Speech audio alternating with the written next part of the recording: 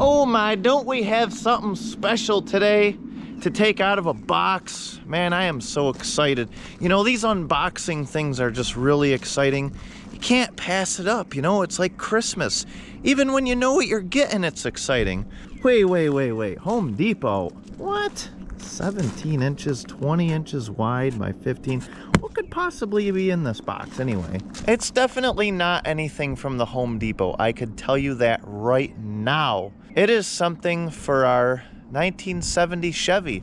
It's something that I've been on the hunt for a long time, and I found a couple, and I'm still trying to find a couple more. 30 years goes by and you want what you had when you were a kid, and then you finally found it.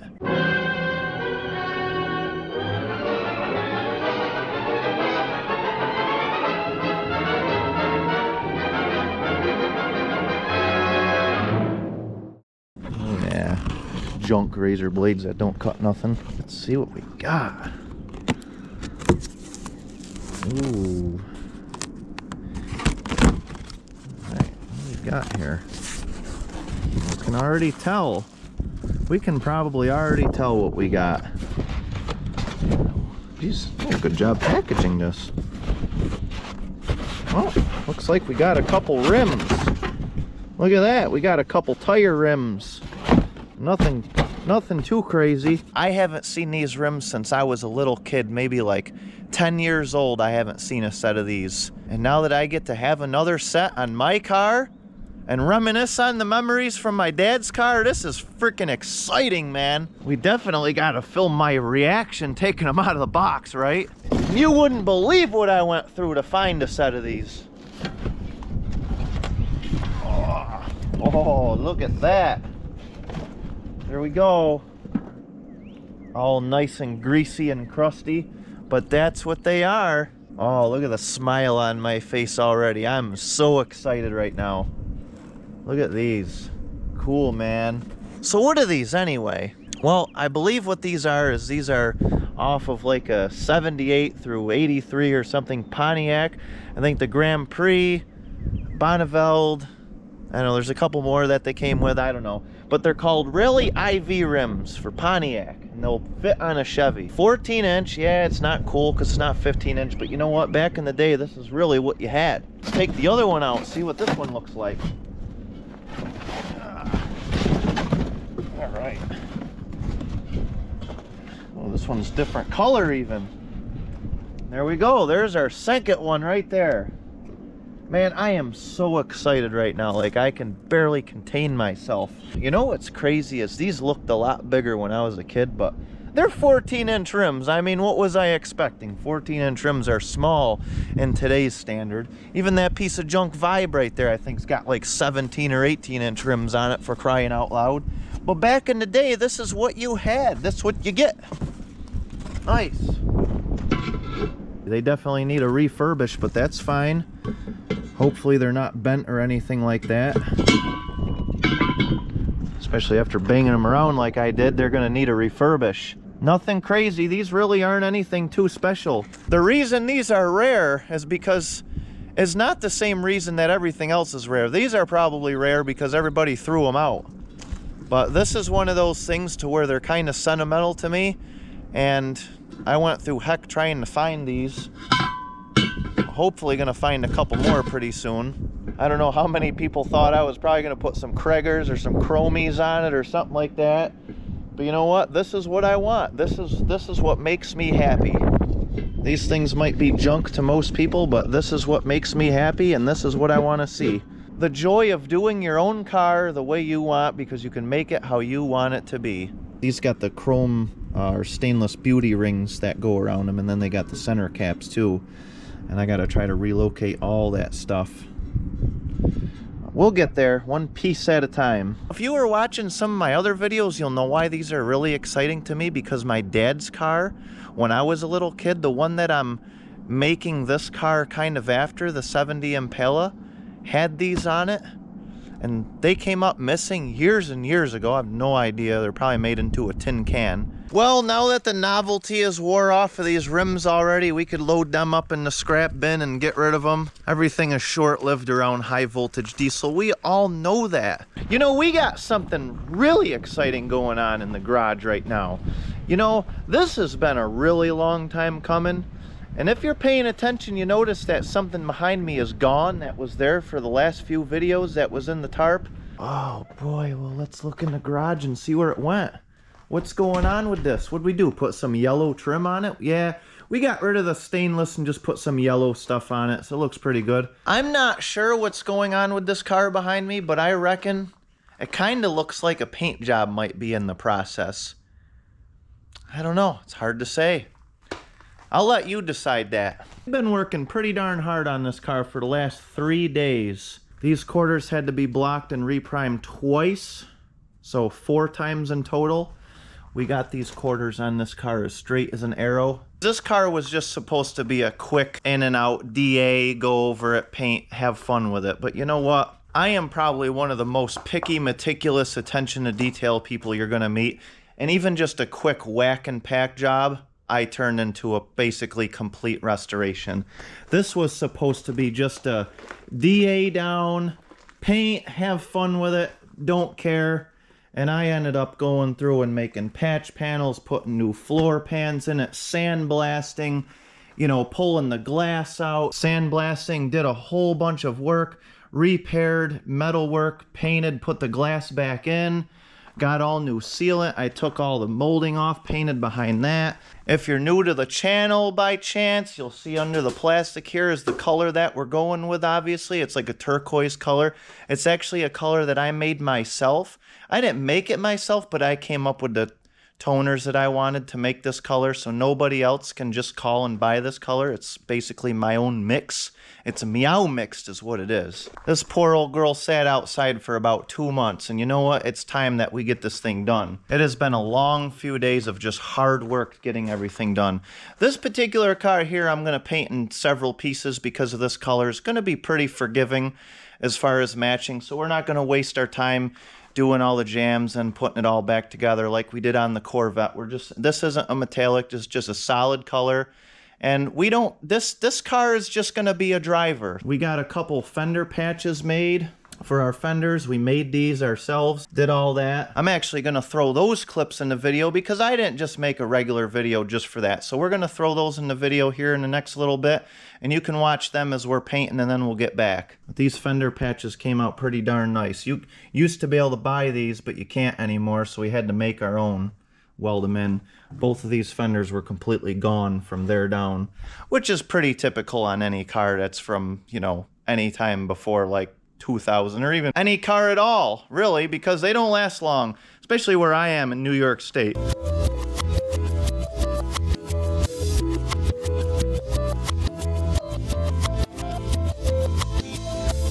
And you say that I'm a cobbler of a body, man? Check this out. What is going on around here? This 1970 Impala fender. Look at this. What is the deal? Just fiberglassed right over the rot, right over the original paint. I want to see what's under this. Open this thing up like a tuna can. Oh, it goes all the way up here. Wow. What is the deal? Fiberglass. Look at that. Look at this fine repair job. Man. These people really knew what they were doing. It's usually a bad sign when you got to get the old chisel out. Wow. Look at this. Woo.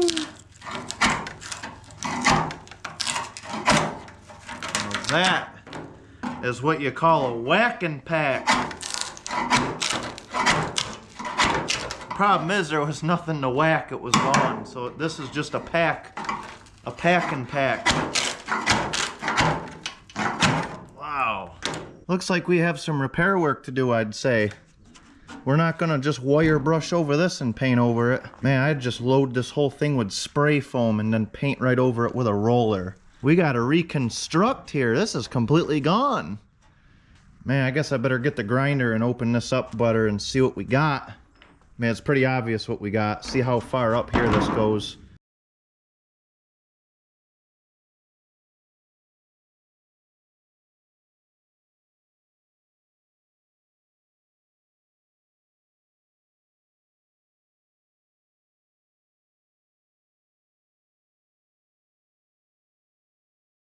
Well, here it is, our patch panel. How's it fit? Wow, that looks like it fits good. Man, look at that. Yeah, not... Well, you know what? You just have to have some patience and work metal a little bit, especially when you don't have the proper tools for the proper job. So we made our cardboard pattern here. We just walk you through this quick. There's tons of other videos that I made that do the same thing. We just made our cardboard template. We have like a body line there, as so. We just kind of traced. And then what we did is we added a little bit all the way around to take in consideration for the lip that we're gonna have to fold around. Then we traced it on our piece of metal, cut it out. I have a roller, but it doesn't do this thick metal. It only does the thinner stuff. So what I ended up doing was taking a whole bunch of lines based off of this line right here and working my way up every ½ inch or so and just giving it a little bit. And I guess I center a little too hard, bud. Is that what they say? No big deal, just have to bend it back. You know, the best part about these projects here is there ain't nothing that a little bit of Hammurabi can't fix. It's okay. I will have this patch panel fitting like a glove in no time with a little bit of this. Just take some patience.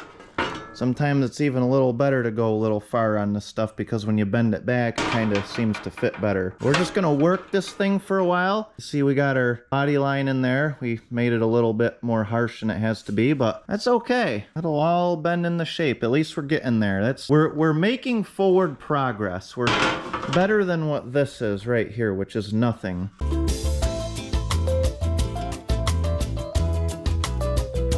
Well, I got carried away, and I think I came out with something pretty darn nice on this thing. Slide down slow so you could take it in. I don't want anybody popping out of their armchairs. All right, so there we go. I think that looks pretty darn good. What I ended up doing is poking around and kind of found that this crease right here from this line right here up was actually pretty solid. And I really didn't want to mess with this because this is my own personal car and I could do it how I want. And I really don't feel like taking the time to put the doors on, line the fenders up, mess with the gaps. You know what? This is a budget build. This is just a quick, easy thing. And I just want to use the original lines the best I can. So that way, if I would have had to rebuild all this, I would have had to put the doors on and line them up and then line the fenders up and see where my gap was and go through all this whole process. I didn't want to go through all that with this car. My main thing, as I said in a lot of my videos about this Impala, is that at least it is solid. It might not be 100%. I'm not going to spend days and days. This is just quick work right here. I have a total of about an hour and a half in the complete fabrication of this patch right here. And you can see I got her pretty darn good. This is just quick work for me. I could spend hours and hours getting this thing perfect if I wanted, but this is not the car for that. I am very stoked that this thing isn't just filled full of fiberglass and Bondo. At least it is solid metal now. This was all rotted out up here because there's a brace underneath right here. And this whole thing was rotted, so I cut a 2-inch strip right here. You really can't even see it. And this entire square right here was replaced. So that's all solid again. I put this on the anvil and just kept hammering and hammering and hammering until I was happy with it. I got months and months of videos on this Impala going back of me doing step-by-step processes on making these patch panels for like the quarters and stuff on that car. So if you're interested in seeing how it's done step-by-step, go back and look at some of those videos because I really go in depth and go in a lot of detail and show you how it's done. This car is actually really straight considering what it went through.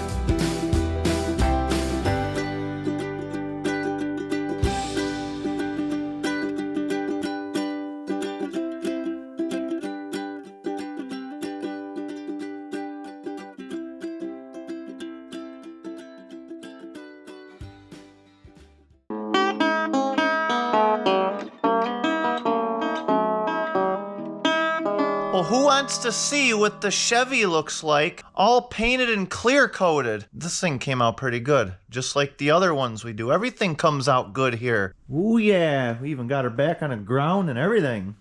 Look at that shine. Wow. Car looks nice. Can really see the kind of the body line that these things have. That's all nice and pronounced. We spent the time, blocked this out nice. And this car looks good. Look at this thing. Get all the jams ready for our weather strip in here. Thing looks great. Around the back window. Just love nice new looking stuff. We got all the quarter glass and everything back in. I started to put the interior back together. Just got to wipe that down. It's looking pretty darn good. We're not putting new weather strip on this. We got the weather strip up there. The old stuff actually not in bad shape at all. Hopefully put the doors back on soon. Got the seats back in. Started putting the molding back on. Got plastic over it because I got some other stuff I'm painting for this thing. Just like this right here. Yeah, got the trunk lid painted and cleared last night. Man, can't even do one thing without getting a bug in this. Look at this. I got a bug in this. Darn, gonna have to sand that out. That's alright. Even people with paint booths get stuff in their paint. It's just something you deal with when you paint. You deal with it all the time, no matter what. This trunk lid came out really good otherwise. That thing will buff right out. No big deal. This trunk lid was like used and abused big time. I know, they must have had like Christmas trees and cinder blocks and all kinds of stuff on this car back in the day, because this trunk lid was really crazy. There was so many dents and ripples and just all kinds of little imperfections in this thing like you wouldn't believe. And it was rotted down here originally, so I had to make a patch panel for a couple of these areas. But it looks pretty darn good now. It's nice and straight. Got the underneath of it painted. Oh, of course it's masked off, but we got the underneath painted good. The doors in the trunk are ready to go on this thing, which is really exciting because now I can push the junk outside and not have to worry about tarping it. Not have to worry about water getting in and stuff. Got these Jeep seats in here. This thing's getting ready. I even put a Dodge steering wheel in this thing just to make people angry because you can't do that. I can't wait to see people's reactions when they see this Chevy with a Dodge steering wheel in it. That is going to be great. You know what? You can't do that. That's a Dodge. Way. Cry, cry, cry. I should put a Dodge motor in this thing too, just to make people mad. Here at High Voltage Diesel, we like to trigger people by doing stuff that nobody else does, because we have the balls to do it. You can't paint that Impala that color. People are gonna get mad. I even have people making fun of the way I say Impala. They're like, Impale, and the comments and stuff like that, saying I shouldn't even own this car because I don't even know how to say the name.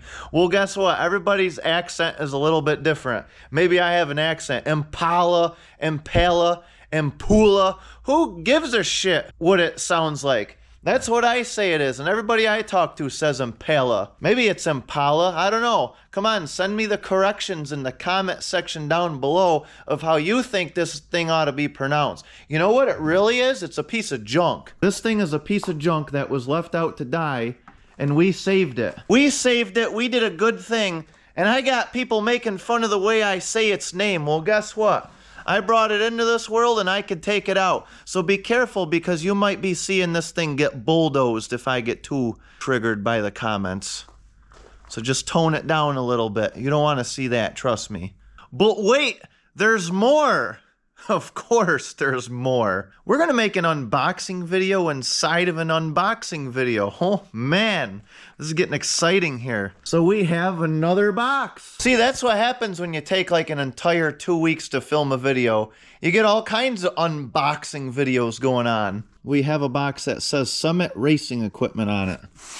So one can only imagine what might be inside this box. Probably something for the junk Chevy. There's only one way to find out here. Look at this thing. It's like a wall of... I tell you, I really like Summit Racing Equipment because they really seem to package their stuff, and just customer service and everything just is really good there. I've been buying stuff from Summit Racing forever, and I've never once disappointed. They always go out of their way to make sure I find the right parts, and their salespeople seem really smart in telling me what I need. It's great, man. I love it. Looks like we paid a whole bunch of money for just a whole box of bubble wrap. Well, first off, what do we got? Well, we got a thermostat. We got a 180 thermostat for the big block. Yeehaw! And then inside this box, we got several small boxes. This box right here, this is an oil pump drive shaft. Probably starting to figure out where this is going. So this big block Chevy obviously came out of a motorhome. We all know that if you've been watching the channel. Sits under that junk right there. And this is the oil pan from the big block that was in the motorhome. Well, just look at that gigantic oil pan. That thing is huge. And there is no way, without a ton of modification, that that's just going to fit right in our cradle right here on this thing. And also, what goes along with the oil pan is the oil pump, or the oil pump pickup, more or less. And here's the oil pump and the pickup welded to it because, you know, Chevy's just notoriously had the problem with the oil pump pickups falling off and then blowing the motor up. So they started welding them on, apparently, which is a good thing, I guess. Makes it so, kind of, to change the pickup, you need to buy an oil pump. I'm sure you can get it off of there. But let's face it. You're building a new motor, why wouldn't you put an oil pump in it anyway? It's kind of common sense. So, probably starting to figure out where we're going with what's in the box here. Maybe I shouldn't have spoiled it. But you never know. I could pull a bunny out of this box for all you know. So don't click away yet. What we got here?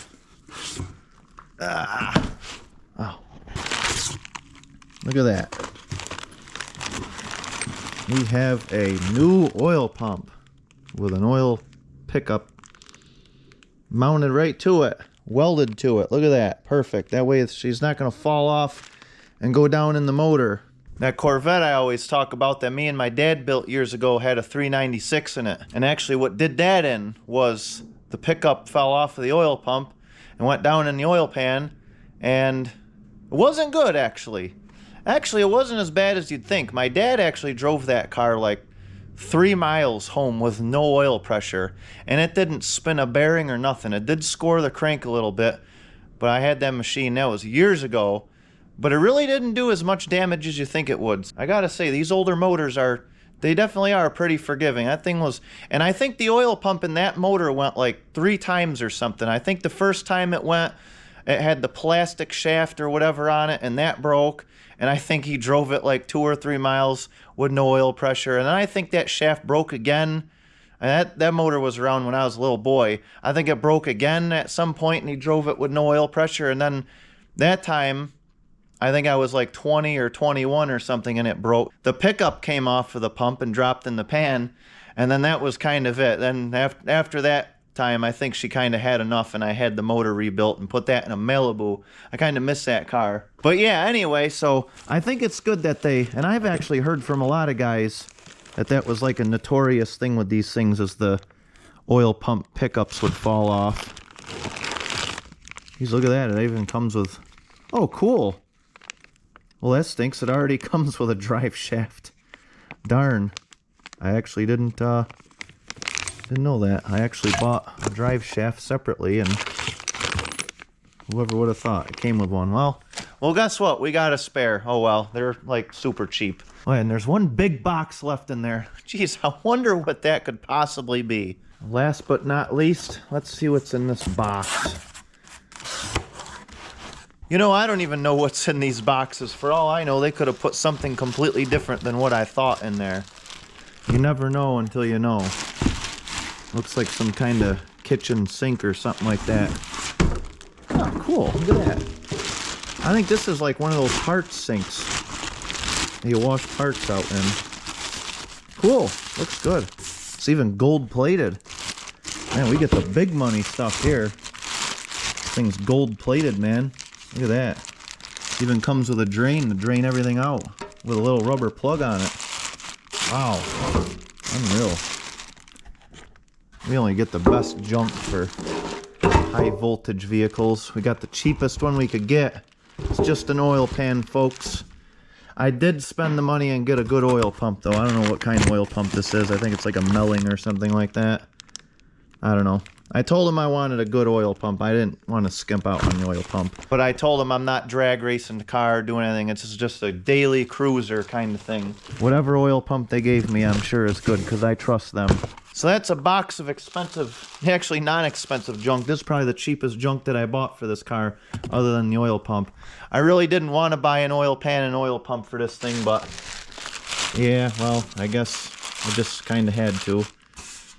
Wait, we got our motor uncovered and everything? I haven't seen this thing in like 4 months, it seems like. It's gotta be all that. At least 3 months, I'd say. Yeah, 3 months I think it's been since I covered this up. Man, she looks pretty. All these new parts down in there. Nice. So here I got on demonstration, you could really see the difference between these two oil pumps now. That's the one that came out of it.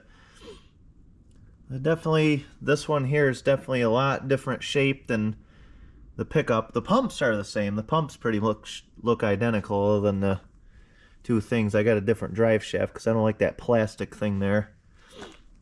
Everything else looks pretty much the same. This one here is like welded all the way around. This one's only got a tack.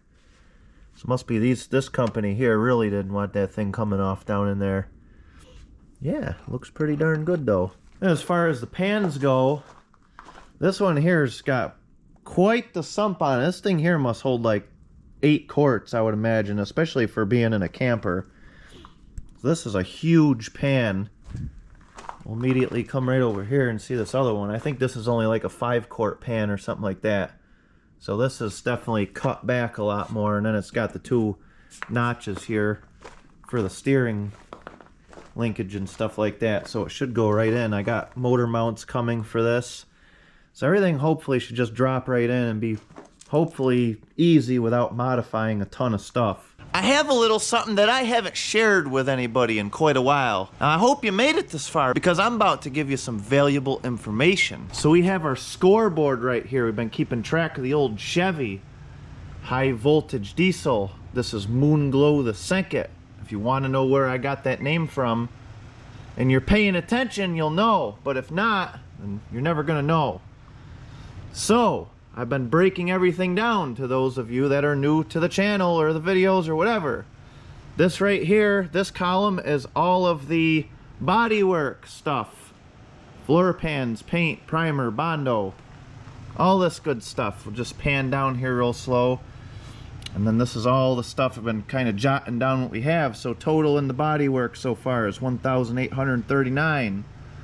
We have the drivetrain. That includes stuff like tires, brakes, drive shaft, rear end, brake lines, you know, steering, anything like that.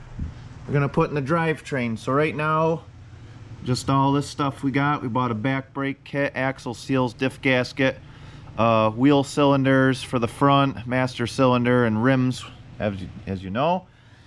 Total for that so far is $592, just a touch under $600. Now we have our prime mover, which is a 454 big block Chevy. And this is all the stuff we put in it so far. Got Speedmaster rods, pistons. We got good studs, Speedmaster studs. I don't know, we got the better bearings. I don't even know, I forgot a lot of this stuff. We got a cheap Chinese intake manifold. I think is gonna work great. A whole gasket kit, all that stuff. Water pump, rings, ring compressor, camshaft lifter, springs, the whole kit. You got oil pump, oil pan, valve seals, motor mounts. Total in our prime mover is $2,143. So far in this car we have $4,574 in this piece of junk. We paid $2,000 for it, but that's crossed off because it is totally irrelevant of what I paid for this car. It does not matter whether I paid $1,000 or $10,000 for this car. Whatever you pay for your ride is between you and the seller. That's really doesn't matter. But I figured I'd share that anyway. For $2,000, I got a good deal, and I also didn't. This car was rotted pretty bad. The quarters were rotted around the windows, the front and the back. I had to replace the window channels. I had to replace the floor pans. I had to do tons and tons of rust repair on this car. The fenders were rotted. The bottom of the doors were rotted. I spent all winter, like 6 months, of just doing rust repair on this thing. So when you think about it, $2,000 wasn't really that good of a deal, but for today's market it was pretty good. And I didn't get an engine or a transmission or any radiator or anything for this car. I still have to come up with all that stuff. No drive shaft, tires are shot. So yeah, we're $2,000 was a fair price for this car in today's market. So with that, we got $6,500, but we're just not going to worry about that because that doesn't matter. So $4,574 is what we have into our 1970 Chevy Impala, whatever you want to call it, doesn't matter. It doesn't change the price. End of transmission.